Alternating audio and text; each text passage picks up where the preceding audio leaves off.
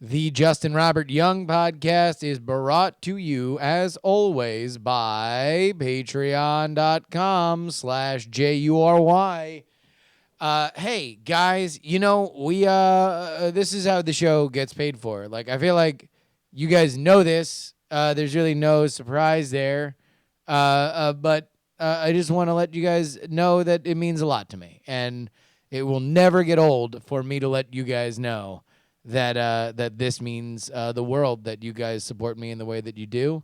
And thank you to everybody who is interested in doing it more so, man. It is one of the greatest joys of my life that we've gone this very intensive little run here with the politics show and with this show.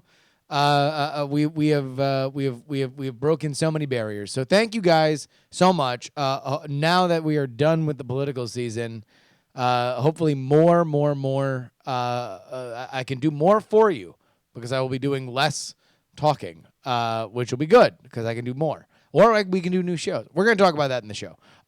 Also, by The Contender, the game of presidential debate. Go to thecontender.us. Again, thecontender.us. We do, I think, have 2 or 3 more of our pins.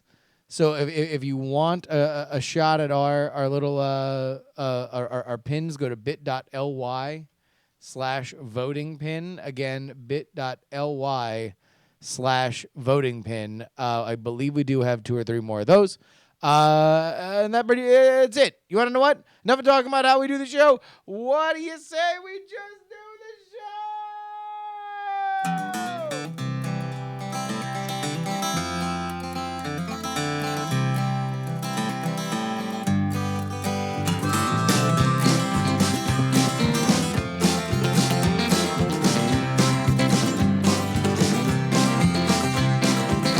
On the day that we met on the internet, I asked her for a photograph.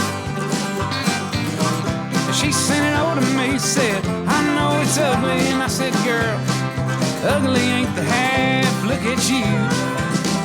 Well, you got blue teeth and you only got 2 teeth, but I kinda like to see you smile.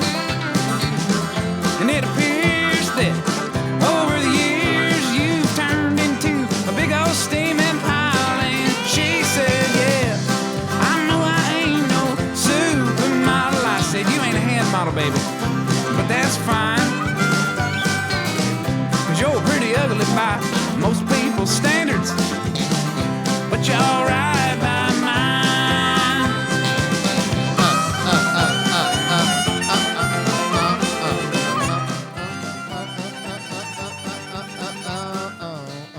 Welcome, everybody, to the Justin Robert Young Show. Hi, everybody. How are you guys doing? Oh, geez, somebody bought something. Man, I think somebody just bought the pins. I was just talking about the pins. Somebody bought the pins. I should turn off my Shopify alerts. Welcome. This is the Justin Robert Young Show, the show in which I talk about whatever the hell I want. Lately, it's kind of been the meta show, right? And this is going to continue to be a little bit meta. We're doing a lot right now. This is going to be a busy culmination of a week for a lot of different things. Busy week for me. We got, all right, here. You want to know what? This is going to lead us into our first little topic here. I got a bunch of topics I want to talk about. This will be self-absorbed. I'm just going to prepare you. Some of the things I talk about, I'm going to talk about some like larger things that everybody will be able to understand and appreciate. But we're going to start out with something that's very specific to me.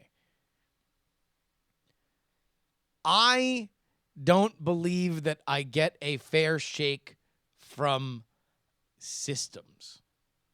This is an internal thing for me. I think for whatever reason, I don't trust a general selection process. Now, let me explain to you what that means. That means if I have my resume and I submit it to a job, I believe there is 0% chance that I will get that job. And that the only way that I ever get anything in life is one of two ways.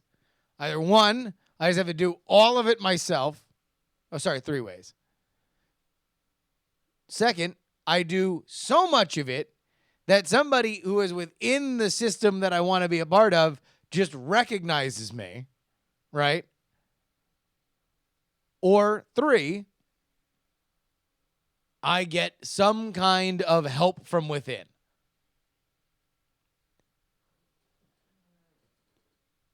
Like the idea that I can just delight somebody by way of my resume, I just always, I have a natural distrust for it. And I think part of it comes from there used to be a thing in high school that was like an honor society thing. And I forget what it was even called. But the idea was you would be nominated for this honor award, and it would honor service. Oh, service hours. That's what it was. Okay, so here's what it was. You had to have a lot of service hours, and you would get nominated in these various categories, and at the end, there would just be an award ceremony, right? Now, I used to have 1 billion service hours, like a gaudy, ridiculous, unholy amount of service hours in high school. Not because I was volunteering at old folks' homes, and not because I was sweeping the streets or teaching kids how to read. Because I was in a Renaissance recreation society called the Paladin Society. What is a Renaissance recreation society? Well, I'm glad you asked. It meant that we learned Renaissance and medieval arts, dances, flag tossing, stage combat. And whenever there was a Renaissance fair within driving distance, we would go out there and work that fair. So, for example, we would go primarily to Marathon Key. There was the Marathon in the Keys, their Renaissance fair. We would go to the one in Broward County, which was the Florida Renaissance Festival. And then we would go to one at the Mansion Versailles in Miami. Those were the 3 big ones, right? But effectively, we were working there as teenagers, but we couldn't get paid. So we would do it for volunteer hours, service hours. Because we were students. So we would go down there and we would work like, the Florida Renaissance Festival, I think to this day is 5 weekends, right? So that would be up and down every Saturday and Sunday, blocked out. Like get there at 5, start driving at 5 in the morning. Fair would open, I think probably at 8 or 9, something like that. And you're rocking and rolling until the sun goes down. Long story short, there was a lot of service hours. Now, in my heart of hearts, I did not necessarily believe I would ever win one of these service hour contests, right? Because ultimately what I did was, teach people about the difference between, that chain and mail are descriptors of the same thing. So to call it chain mail is redundant. Like, granted, I would learn a lot. I would dance. I would wear a Renaissance garb. I would delight people as part of this world, right? We wrote a play. It was a thing. But I wasn't doing any grand work. I didn't have any noble purpose that I was fulfilling, right?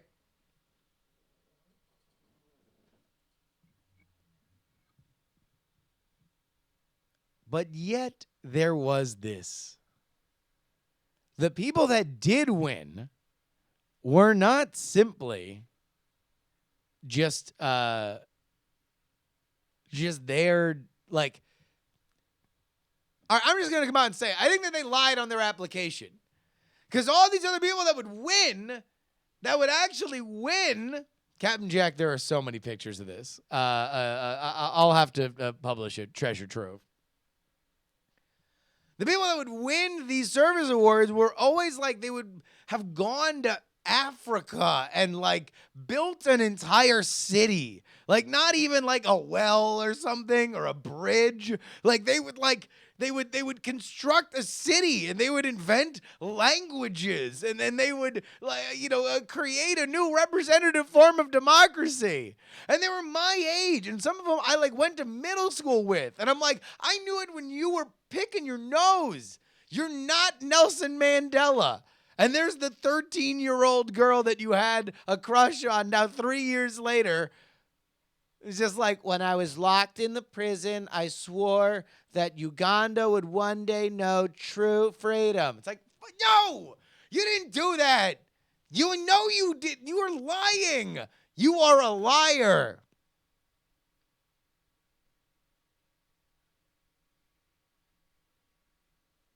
So I just always feel that there's always going to be just somebody who lies.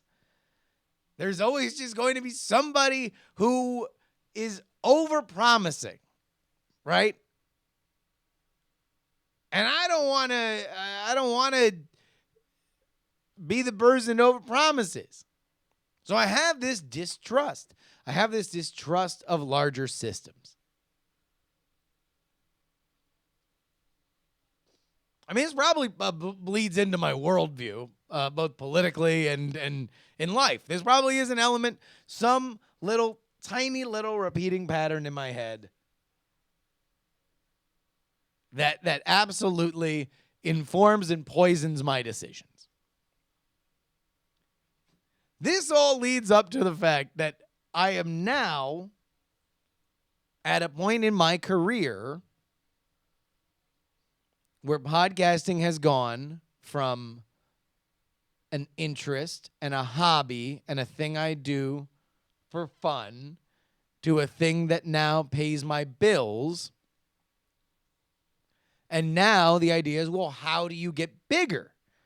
How do you get bigger from here?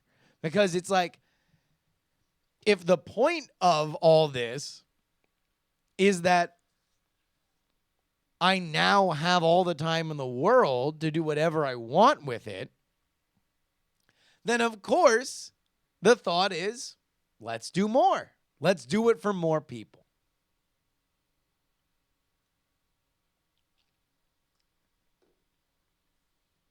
So now I got to work with other people. And I now have to walk yet again into larger systems. I need to hope that they see a value in me that allows me to, do all this other crazy stuff. Now, a lot of times that's worked out really well. But sometimes, for example, what I am going to do on election day, it has been very frustrating.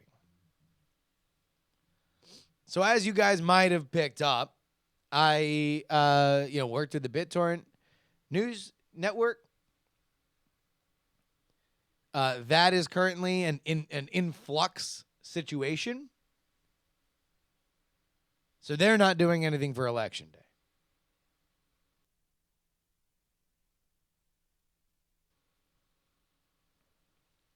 So then the question is, all right, there's this other thing with one of the people that I worked at the conventions with, was with the Daily Dot. Daily Dot might want to do something. So I work with them. We figure it out. Then that falls through. Then the producer is like, okay, well, I'm actually freelancing on this other thing, so we might need last minute help. Will you be willing to fly across the country to be a part of this other coverage? And I'm like, sure. And he's like, it probably won't happen, but I'll let you know. Okay, I'll just be here. And meanwhile, all I can think of are all those people up on stage getting these service awards while I don't. Like, I just figured, like, it's just, there's nothing but disappointment beyond what I can control, literally. Like, that's all I have to trust in the world. And my Patreon. Thank you, guys. But other than that, like, if it's not me and you, if it's not us together, I ain't got nothing. And I know I'm being a baby about this. I'm definitely being a big, fat, hairy baby who's crying about spilt milk. And it's like, you know, for everybody else who actually has a real job and actually has to deal with asshole bosses all the time, and they just run their head into the wall constantly, like, you get no sympathy for the gerbs from that person, and I don't blame you.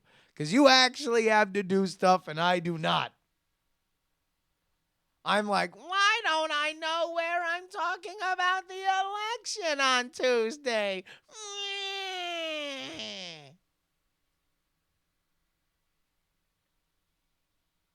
So, like, here's what's going to happen.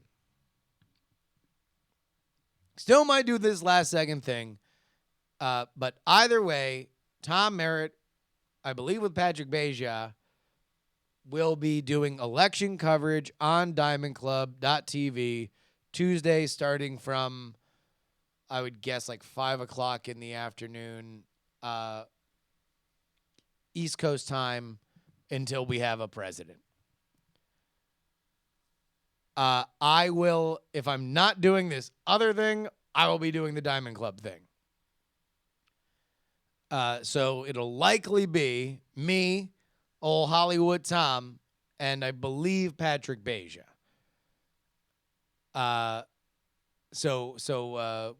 There will be some Diamond Club coverage. We're gonna have a good time doing it. But I just know that it is only because I can work with Tom that I stay sane. Like, I don't, just frustrates me. It just, like, and this is where I get myself in trouble, because what I want to do is start yelling about details involved in these negotiations, and I want to start naming names, and I want to start being very frustrated about it. I feel like, in general, I have a real even keel. But right now, in this particular situation, I'm a little on edge. So I won't do it. I won't go down my list of grievances of all the times that I've submitted for things despite having a good resume and just gotten rejected. I won't mention that I've never gotten an internship in my life, despite the fact that I did get paying positions at newspapers during the summer and then got my stories on the front page when their interns didn't do anything. I won't mention that. That's not something that I carry inside my soul forever, slowly letting the reaction to its decaying memory fuel me by going forward, hoping that anybody who's ever seen my name on an application and passed by it has my gigantic marquee headline stardom flash in their brain, thinking, why couldn't I have hooked my wagon to that shooting star?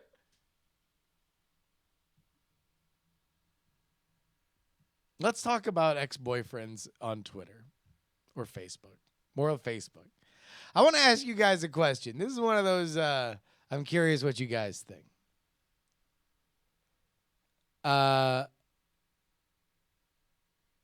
I have accumulated a lot of Facebook friends. And among those, there is a very specific subsection. People who... So here, let me lay this out. You have a friend, let's say a good friend, an old friend. They, like all humans, go out and date people, right? You become friends with your friends' mates on Facebook. And then your friend and that person break up. What is the best course of action for that? Because I have no less than 15 people that I counted that I now keep in intimate touch with their lives because they are prolific posters that now have nothing to do with anything that is in my general purview.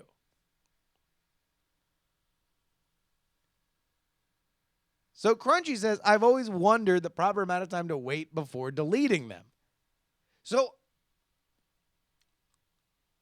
like, I don't know. I mean, should I delete them?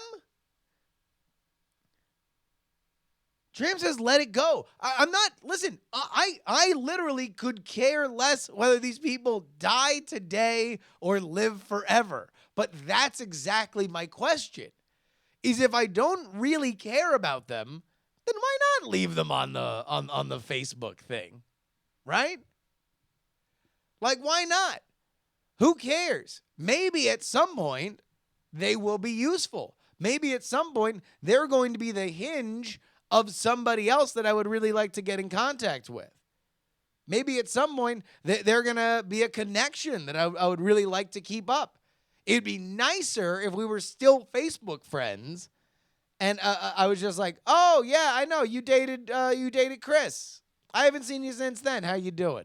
Anyway, could you get me tickets to the community theater showing of Peter Pan? Like, I don't know what I would want from them.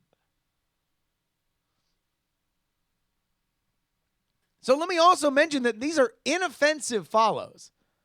Like, they're not annoying. Like, I'm not like, oh my God, I hope that they stop posting. They're nice. They're nice, because a lot of the ones that I'm thinking of offhand are ex-girlfriends of my friends, right?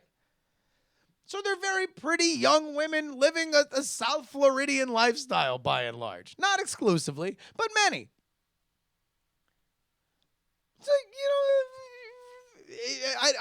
I don't know. Is it weird that I'm following them still? Do they look at my posts and they're like, whoa, God, geez, how am I still following this person? But then again, they haven't deleted me. So why is that?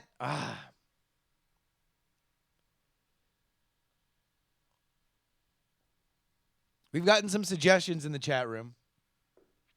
Among them are to do my best, broken Matt Hardy, and delete.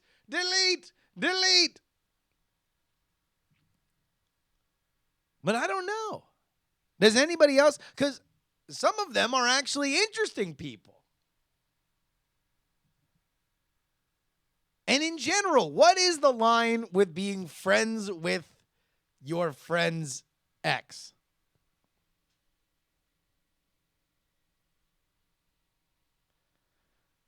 Because there was, man, all right, and this is actually a more funny story if I say the names, but I can't say the names. There was a friend that wound up moving out of this area. And I became friends with her boyfriend. And we really hit it off. We were, just bullshitting, and we were talking about like, oh, well, let's go see a Warriors game. Let's go see a Sharks game. I don't have a lot of like, hey, let's just go see sporting event friends. It was good. It was nice. I enjoyed I enjoyed having that kind of friends. And then all of a sudden, my initial friend and that dude break up. Now, what do I? What am I to do? Am I meddling if the next Facebook post that goes up that my friend sees that is now out of town is me and her ex-boyfriend just like hanging out like, oh, it's time for hockey. I don't know why I'm making this. I'm making this like hang loose, kind of thing.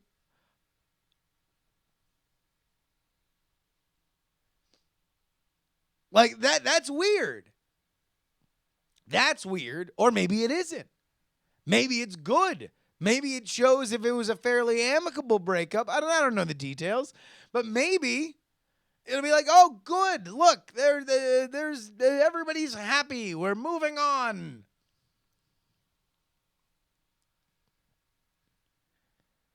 Now, it surprises me not at all that there is a strong contingent here in the chat that is very non-interventionalist.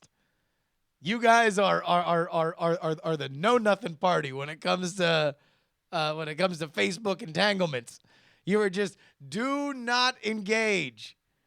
Do not just whatever. If as soon as anybody is outside of your immediate social circle, delete them just so you don't have to face these questions of social ethics.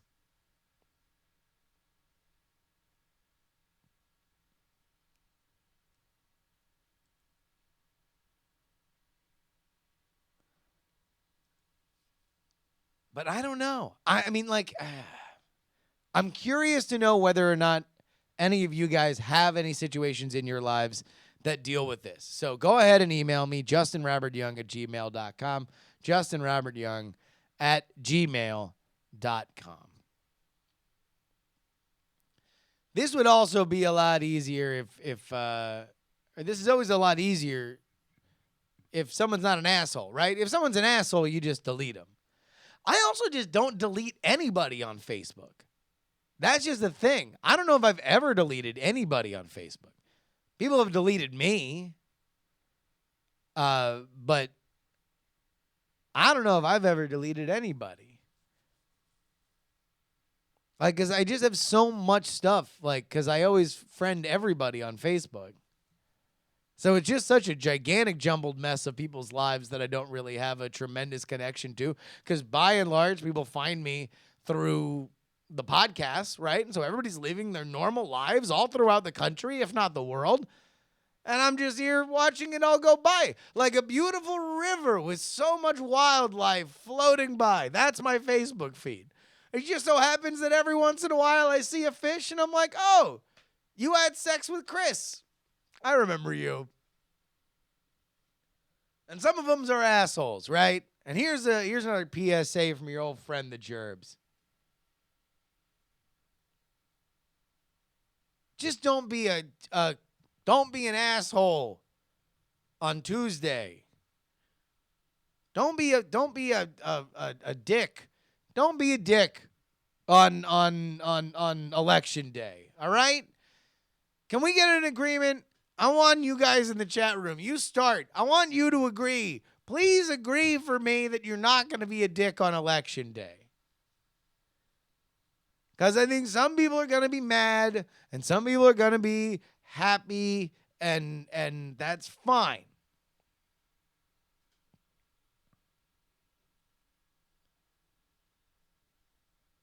Casey says, I agree to nothing that I can't do. Let's break down what's dick behavior and what's not. And all of those guidelines are going to come from one simple issue. And I want you all to be aware of it. At the moment that all the networks call the election for one person, the war is over. Okay? What we are in right now is wartime. Yeah. fighting, front lines, hearts and minds. Strap up. I got an ammo belt around my chest. I'm jumping up from the foxhole. Ba ba ba ba ba ba ba. Those are my hot takes on Twitter. Ba ba ba ba ba ba ba ba ba. Oh man, I caught Don Lemon with a friendly fire. Ba ba ba ba ba ba ba. Oh no, wait, I'm gonna throw a Comey grenade. Woo! Comey. Oh no, the Comey grenade's coming back at me. Ah! Woo! Throw it back. Woo! Triple Comey. Second, the Wolf Blitzer looks his bearded face right into the camera there at CNN and says, we are now officially calling this election for the first female president, Hillary Clinton, or Megyn Kelly uses her wizard frozen ice powers because she looks like Elsa. And she like frosts up the camera and she's like, Fox News is now officially calling in a historic landslide upset Donald Trump as the next president of the United States. War's over. It's done. Over. So just realize that anything you say past that, you would want to say during peacetime. All right? So that means you don't want to be out here just scorching the earth. Because of this. You could be on either side of this. You could be the happy one when somebody's trying to rain on your parade. You don't want that. You could be the sad one when somebody wants to do the Deion Sanders touchdown dance over all of your sadness. And considering that we are not just talking about, your favorite music artist releasing a bad album, we're not talking about a sports team winning. We are talking about literally the future of the free world. We can understand the following things. Number one, people will justify behavior greater and more virulent than we are normally used to because of the stakes. And number two, people will take and interpret the behavior that you are putting on in a deeper, more personal way based on what you do. Now, listen. There's definitely going to be a time for you to discuss how happy you are. And there's certainly going to be time for you to do your 4,000 word, you want to know what? I'm actually just really proud to be an American right now Facebook post. There's going to be plenty of time for that. I'm just saying, before you hit enter, just think about it. Because understand that everybody else around you is going to be on edge. And although this is going to be a tremendous exhalation from America, we all got to live together for the rest of the next 3 years, right? I'm just saying. Just agree. Now that you've heard my plea, chat room, can you agree? Just say, I agree, JuRY. If you agree, just say, I agree, JuRY. I'm very curious to know whether or not these are unreasonable terms.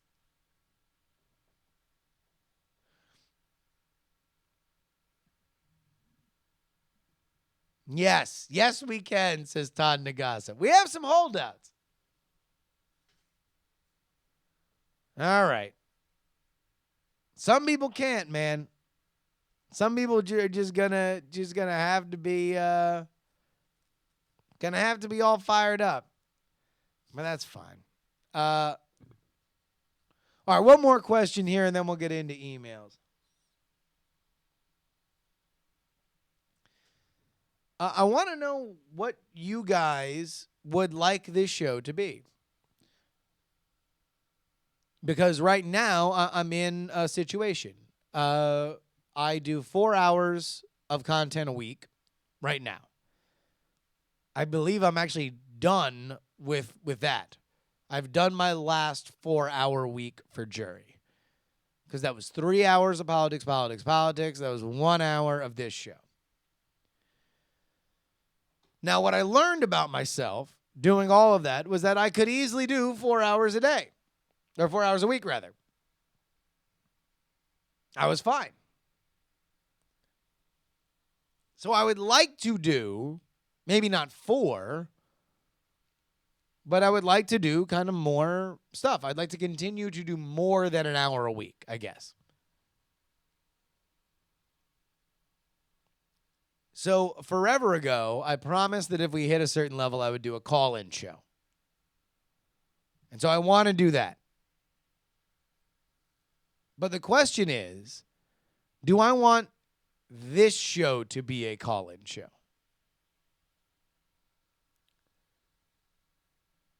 Because I kind of feel like the best version of this show is me talking to you guys. And I kind of feel that like that's I want this kind of like I want that love line kind of show.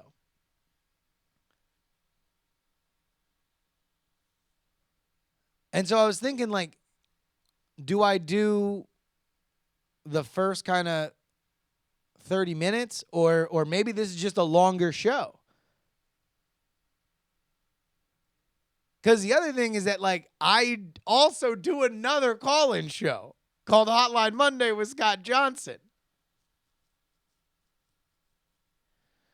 So I don't know. I don't know whether or not that's like because basically I wouldn't think of it as necessarily changing this show, because I think it would always be JuRY, because JuRY has always, in my mind, been about the interaction with the emails, right? So now I would just mix in calls along with emails.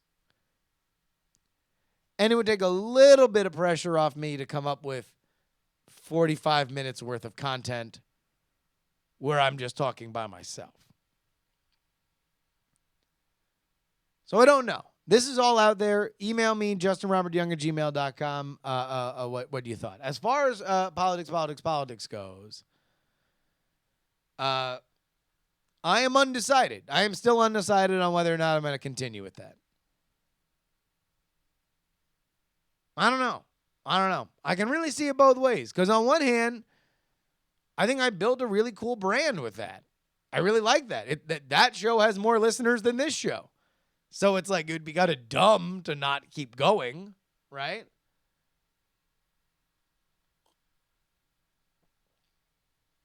But on the other end, I've always had, you know, when you're creating your own content, you got to know when to walk away. You got to know when to say, you want to know what? This would be forcing it. And this would not make me happy. Now, I do not know if politics would be forcing it after the election.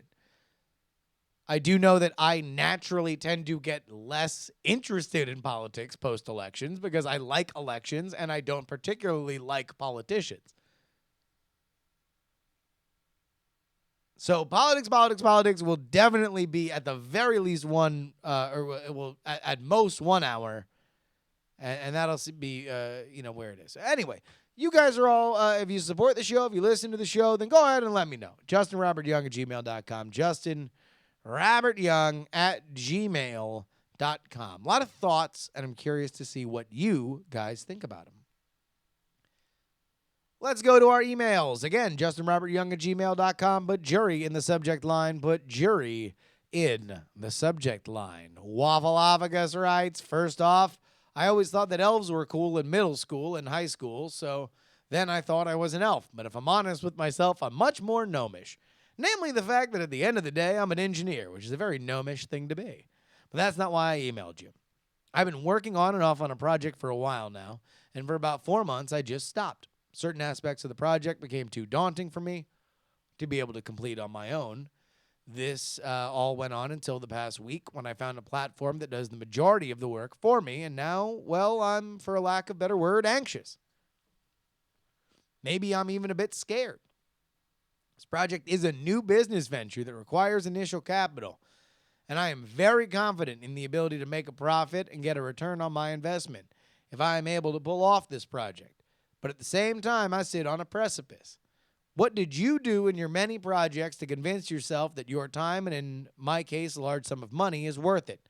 How did you find the courage, not in the Apple removing headset jack kind of courage, but real courage?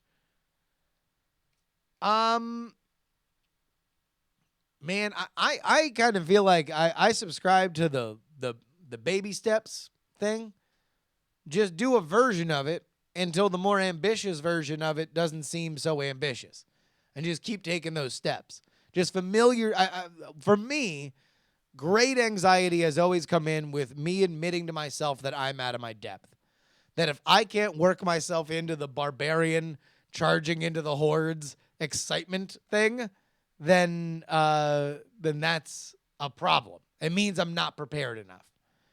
So I don't know what project you're working on, but depending on how much of a risk it is, I would say either you got to just turn off your sensors and run forward, or think about like, hey, am I nervous because I know in my own heart that I haven't done my due diligence?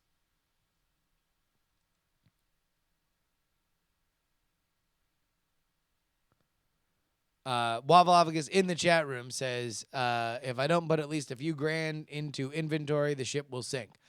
Well, then you gotta be honest with yourself on how much you know about that inventory. Like you gotta understand, all right, well, who am I gonna sell these to immediately? How many am I gonna sell immediately? What are my sales projections? What is my cost analysis? Like, that's the kind of stuff that you need to know. If you feel anxious, then soothe yourself with those details. Anonymous Diamond writes, an open question for the early 30s in an office. This relates to a coworker. Let's call him D. If someone in your office gives a suggestion on how to complete tasks, do you immediately defend your current procedure? When I was that age 10 years ago, somebody with experience, if my boss suggested something, I normally thanked them and thought about it. Is it normal to not show that old-fashioned behavior? Respect. If you work at a genius level, you can get away with this. But if you're a normal working stiff like the rest of us and want or need to work in an office, you need to work with your coworkers as equal. I agree, Anonymous. There is a great lesson to be learned about shutting up. It's a lesson I haven't learned. It's probably why I don't work in an office. Joel writes, this is about Night Attack. So on Night Attack, it was revealed that Brett, the Amtrekker Rounceville, sometimes co-host on this very show, was interested in putting together a big group of guys to run this marathon, this team marathon in Utah. And Brian decided to bring it up on the air. I shared my reluctance about it, and I didn't really have a lot of good reasons for why I was reluctant, but I was reluctant. Joel says, I don't think you should do the team relay thing they were talking about on Night Attack. Earlier this year, I signed up for a large cycling event with the motivation that I'd get outside to ride my bike even more. But I just ended up hating going out to ride as I felt that I had to. From your description of how you don't like talking about running, it sounds like you'd end up having a similar reaction that could ruin running for you. No, I mean, maybe you're right, Joel. All I know is that I'm bad about bragging about the fact that I've taken steps to do things. I think I just got to understand that there's the old football coach Jimmy Johnson's analogy. Don't tell me about the labor, show me the baby. And I feel like that's something that I always need to remind myself. Like, no one cares that I started doing something. They would care if I had a final product. The happiest I've ever been with myself is when I have final products. The most frustrated I am with myself is when I tell somebody that I'm working on a thing and then stop working on it. A raptor? Aractor? Aractor, I think his name is.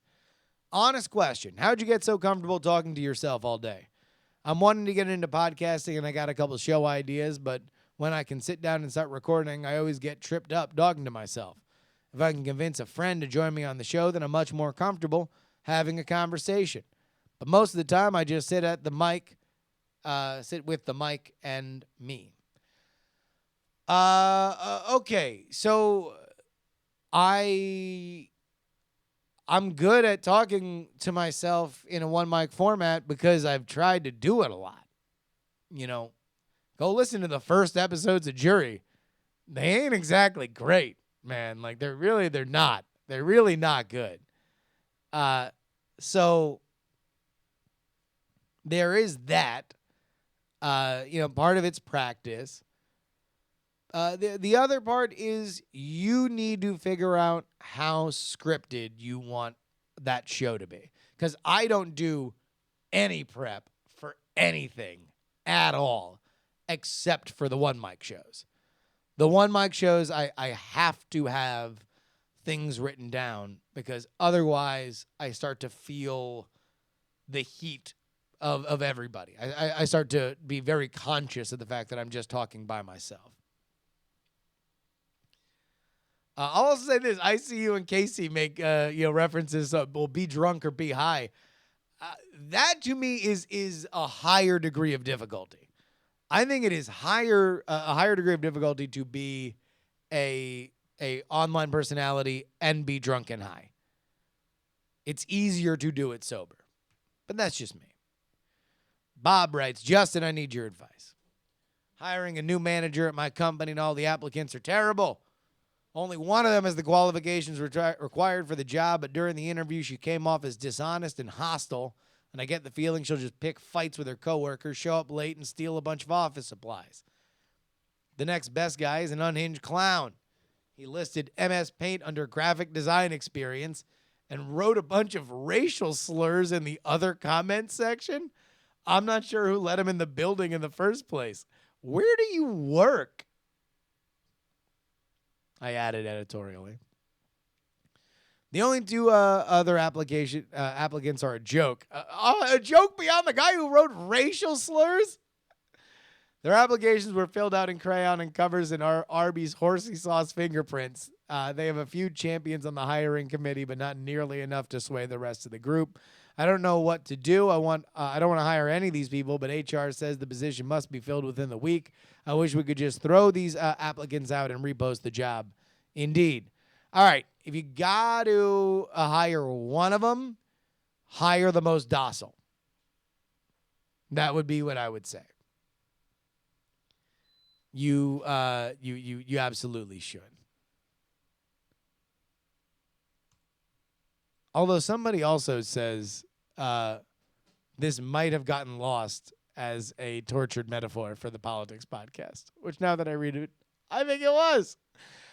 Morpheus writes, the problem as I see it, women are required by law and society to change their surname during marriage. This is total BS. Women are not property. My solution, the newlyweds ditch their respective surnames and replace it with a new and agreed upon shared last name. Examples, Lyra and Hoa Starbright, Jim and Mary Balls to the Walls, hashtag full speed ahead captain, and Tyrone and Kevin XXX underscore don't mess underscore XXX. Hashtag problem solved, hashtag had to get that out of my system. Morpheus. Listen, we did a podcast with me and my wife when we were on the road to getting married last year, where we talked about just this, where our position was, and specifically whether or not I would take her last name or she would take my last name. We both, I think, settled on the idea that the only good part about the name-changing element of stuff is that you get to, it's socially acceptable to change your name. So I am firmly in the camp of just upgrade. Who's ever got the better name, just upgrade. The problem for me and Ashley is that we both have really good names, and hers is really well suited to her gender. Paramore's an amazing name for a last name for a girl, to the point where people think she's made it up. Young can't get better. I mean, Young's it's an adjective. It's only 5 letters. You can work it into puns. I think mine's probably the best unisex one, but she's got it in the gender thing. So you had to go with one, man. You had to go with, she kept hers, I kept mine. We move along. I don't know about the make up a new name thing though. Ashley is yelling from the other room that her boss did that, which means I think it's great. All right, Ashley's just doing her own show for me. His last name was Bland, yeah. And now, do you want to say what it is now? Is it better than Bland? So he and his wife made up a last name, but his last name was literally Bland. Yeah. That's terrible. Bob writes, I need... no, we already did that one. Finally, here we go. Fitzshiv writes, ever since you had your emotional episode, the emo-sode, I reflected on it. I feel the same way a lot of times. Like everybody hates me, mostly because I'm an asshole. But that's mostly because YouTube and Twitter allow me to be an asshole. In real life, I'm really introverted, nervous, scared of failure, and really just a dumbass. But for everyone that needs a big payoff after hearing this, I don't have one either.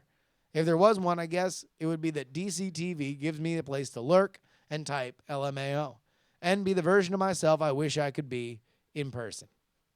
That's enough of the emotional crap. You're a good dude, bro. -5 stars. Unsubscribe twice, just in case you needed some salt. Ha ha ha. Later, bro. Well, thank you, Fitzshiv. I really do appreciate that.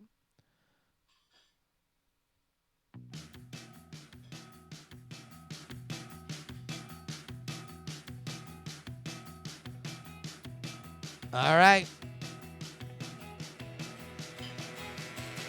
If you would like to email the show, just go ahead and do that. JustinRobertYoung@gmail.com. JustinRobertYoung@gmail.com. Put JuRY in the subject line. Twitter and Instagram and Snapchat @JustinRYoung. Big shout out to the Possum Bossy and the Spinto Band for their songs. And of course, hashtag join the conversation at diamondclub.reddit.com.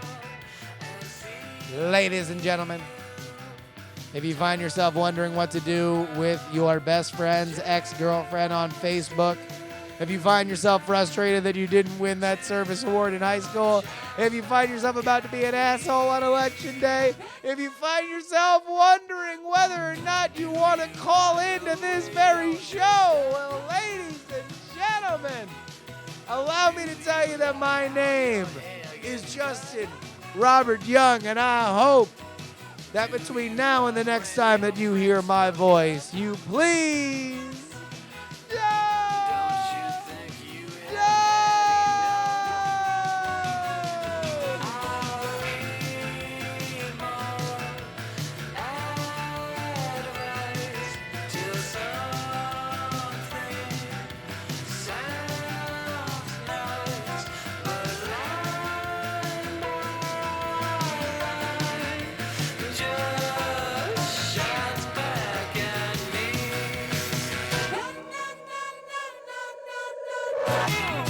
Diamond Club hopes you have enjoyed this program.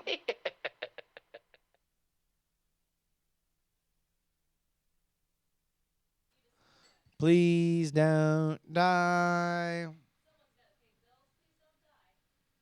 You pay the bills now. You're the bill payer. The Justin Robert Young podcast is... Yeah, that is blown out, huh? Is brought to you, as always, by... Yeah, whatever.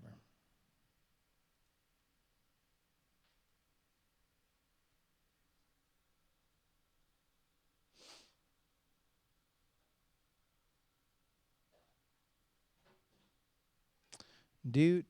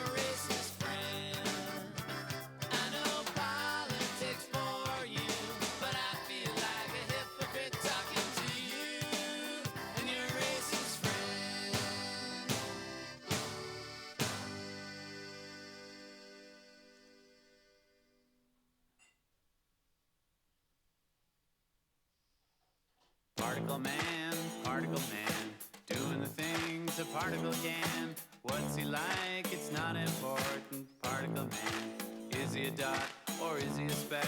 When he's underwater, does he get wet or does the water get him instead? Nobody knows. Particle man.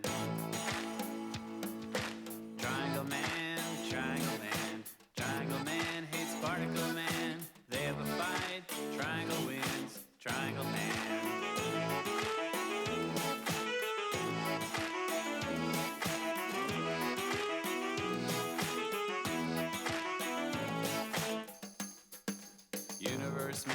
Universe man, size of the entire universe man, usually kind to smaller man, universe man.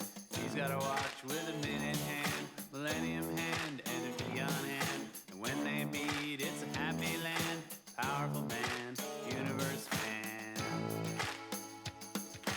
Person man, hit on the head with a frying pan, lives his life in a garbage can. Person man, is he depressed or is he a mess?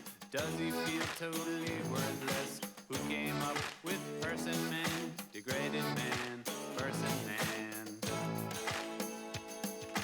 Triangle man, triangle man, triangle man hates person man. They have a fight, triangle wins, triangle man.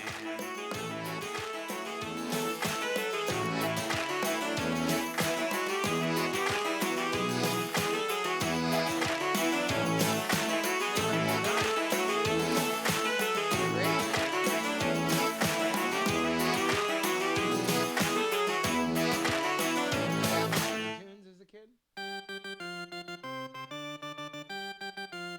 Okay. She set your goldfish free, and now she's sighing. Blew out your pilot light and made a wish. She doesn't have to have her DB's record back now. Hey, you guys. I think I realized why I was blown out. Like, after I was done recording. Which is always the best time to realize it. Am I blown out now? Ah! Ah! So I am blown out still, huh?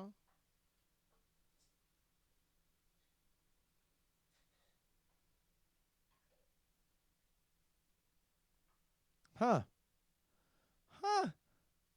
You're kidding. I wonder why.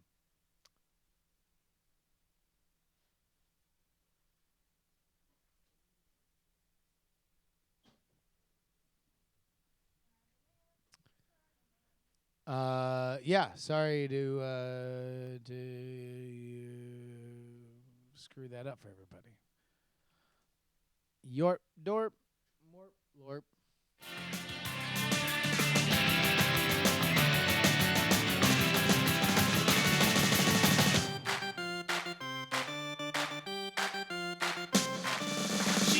She wants to see you again. She wants to see you again. Slowly twisting. Oh, did we have a showbot? Twisting in the wind. Jousting Robert Young. I feel like that's a good one. Did anybody remember? I've definitely talked about being in the Renaissance Recreation Society before. Where was I? I forgot the point. I think that Jousting was Robert Young. making. I said if I was smart that I would save up for a piece of string and a rock to wind the string around. Everybody wants a rock to wind a piece of string around. Everybody wants a rock to wind a piece of string around. Throw the crib door wide. Let the people crawl inside. Someone in this town is trying to burn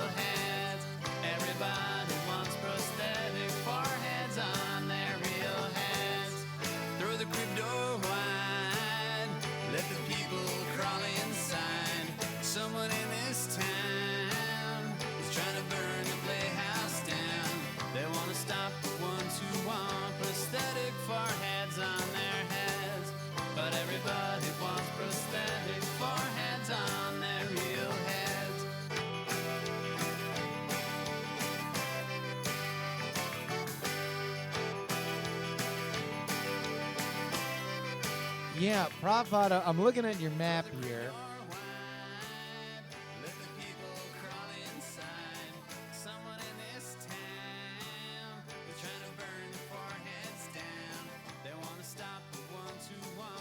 So you need New Hampshire. I mean, that's the most realistic map of Trump winning, I think, that there is. Because I think any map that has Trump winning Pennsylvania, I think is kind of fan fiction. Mr. Horrible, telephone call for Mr. Horrible. But before you can talk to the ugliness man, there's some horrible business left for him to attend to. Something pleasant is spilled on his brain as he sponges it off. They say, is this horrible? Is this horrible? It's the ugliness man, Mr. Horrible. We're just trying to bug you with So this is the map that I'm looking at. dreadfulness might be a thing to annoy you with, but Mr. Horrible says I don't mind. The thing that bothers me is So that's got, I mean, that would be a squeaker. in my chair.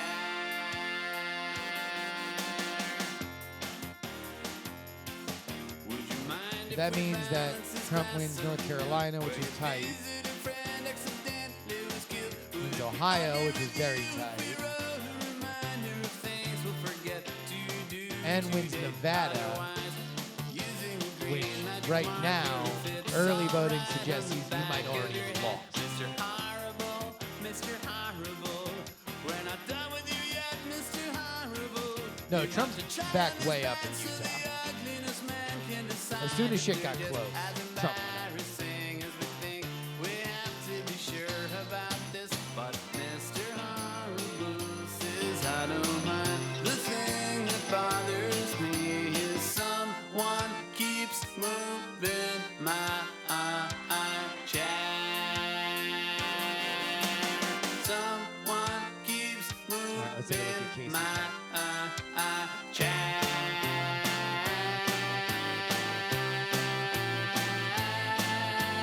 Mr. Horrible says I don't mind. The thing that bothers me is someone keeps moving my So that's got, yeah, Virginia, North Carolina, Florida, Ohio losing, Pennsylvania and Nevada losing.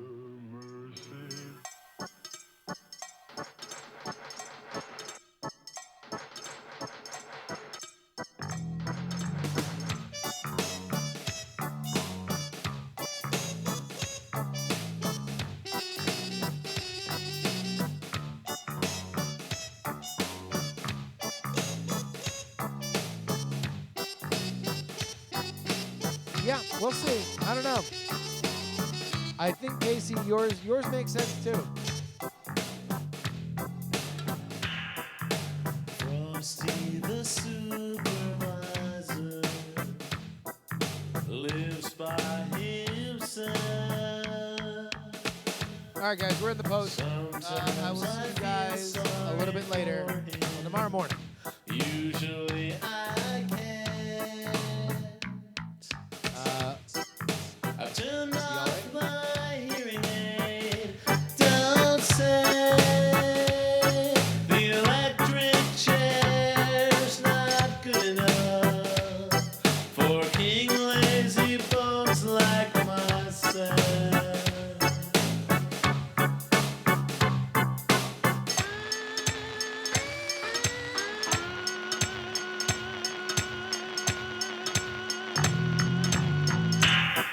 More coffee for me, but